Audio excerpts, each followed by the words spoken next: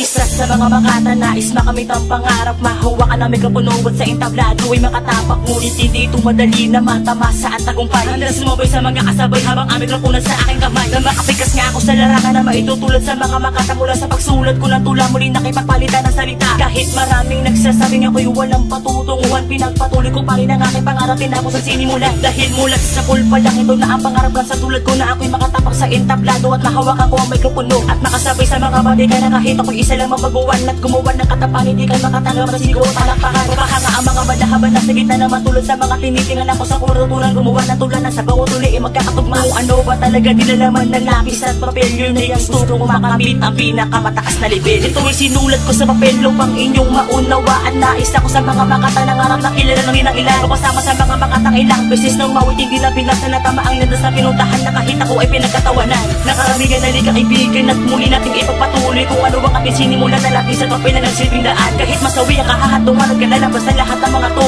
ipapatuloy ko ang pangarap ko na maging sikat kagaya ninyo. Mula sa pag-awak ko at paggamit ko ng lapis at papel na matulad sa mga tinitingala, kahit ako'y wala pa sa level. Nagkaroon ako ng interes 2012 na ako nga ay makilala at respetuhin ang iba. Hindi to pirong pinasukan ko'y masukal na daan at matapakan ng etablado, yan ang gusto ko magan. Kahit na maraming nagsasabing ako'y walang pupuntahan, dahil lahat ang aking sinabi aking pinanindigan. At sa dami kong sinalihan, bakit di ba napabilang at ang mikropono? Tila malabo ko na mahawakan, pero di ako nagpatinag sa mga nanguhusga, sapagkat sinabi ko sa kasarili makakalibel ko din sila. At ako nga ay napabilang sa malupitan ng usapan na ako'y makatanggap ng masigabong palakpakan. Kay darangan na tapakan ng prinsipyo sa larangan, di pa rin ako titigil hanggat walang karangalan. Ito ay sinulat ko sa papel upang inyong maunawaan. Nais ako sa mga makata ng arap na kilala ng inang ilan. Kasama sa mga makatang ilang beses nang mawit hindi na pinasa na tama ang landas na pinuntahan na kahit ako ay pinagkatawanan. Nakaramigan na liga kaibigan at muli nating ipagpatuloy kung ano ang ating sinimulan na lapis at papel na nagsilbing daan. Kahit masawi ang kahahatungan at kalalabas na lahat ng mga to, ipapatuloy ko ang pangarap ko na maging sikat kagaya ninyo. Ako ngayon'y naririto upang muling isalaysay ang aking buhay na sa pagrarap ko na inialay. Mahirap man tanggapin, di ko talaga maabot aking pangarap na tila ba hindi ko na mahanap. Mapahanga ang mata, ito ang ikakatuwa kahit sabihin na ako nga ay walang mapapala. At ipinagpatuloy ko pa rin aking sinimulan, ang huling pilas sa papel doon ko naintindihan na meron ngang patutunguhan, kaya ko ipaglalabas sa larangan kung saan matanggap ko ang karangalan. At matulad sa iba na mga tinitingala, mga sikat kung tawagin kinikilala ng madla. At sinabi ko huli sa aking sarili na hindi ako papatangay sa emosyon ko, basta nais ko lang makamit ang matamis ko na tagumpay. Dahil ang karunungan ko at kapangitan ko, ang huling-huli nyo na malalaman na ito ang katubas ng mga rapper na hindi nyo kayang bayaran. Ito ay sinulat ko sa papel upang inyong maunawaan. Nais ako sa mga makata ng arap na kilala ng inang ilan. Kasama sa mga makatang ilang beses nang mawit hindi na pinasa na tama ang landas na pinuntahan na kahit ako ay pinagkatawanan.